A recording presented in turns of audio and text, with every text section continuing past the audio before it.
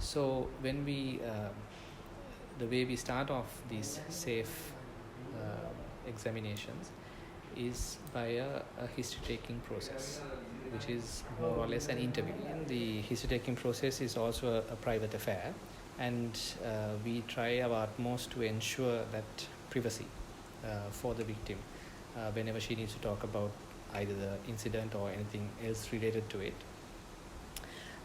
As I told you, the forensic nurse sometimes accompanies her during this interview process. And again, we have found that again relaxes the victim a little bit more, having another female with her, and usually by her side. But apart from that, generally we like to speak to the victim alone, without having too many people in the room. We like to ask very open-ended questions, without asking specifically what happened or without sort of demanding answers. We would like to let the victim come out with the story at her own pace, in her own time. Sometimes, however, we may have to inquire into very specific incidents or very specific scenarios, which again might create a bit of discomfort to the patient. Generally, again, in our department, we have a policy of audio recording the testimony or the story that the examinee gives. Again, we have found that this improves our credibility, especially in courts later on, when we have to produce the evidence and the reports to courts. We find that it's very useful. Through this history-taking process, what we mainly try to achieve is an idea about what happened and how we need to structure the examination process and the sampling process. That is the next phases of the safe examination component.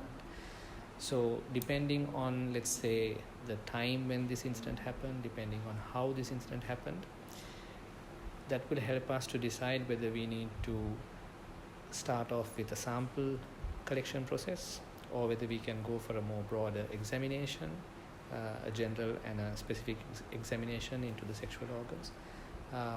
Again, depending on various matters that are, or various details that are revealed in the history. During the examination, again, the purposes of an examination, a clinical examination in a sexual assault can be many.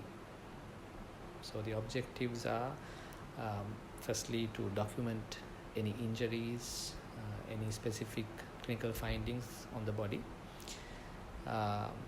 Sometimes we may have to take photographic evidence, and this is again helpful or useful to the courts later on, especially certain things like, for example, a bite mark, which a photograph would be the best representation of that evidence rather than documenting it in words or drawing it. And these bite marks especially can be useful in identifying an assailant or proving that it was a particular person who indeed actually committed this offense.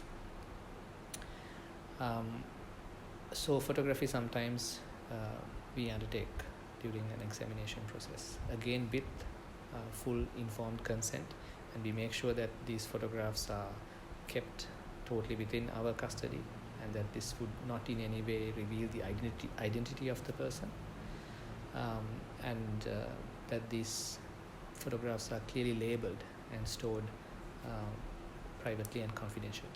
When it comes to sample taking, again, there are different reasons why samples might be taken and different types of samples that might be taken. The usual, of course, is what we call the DNA test.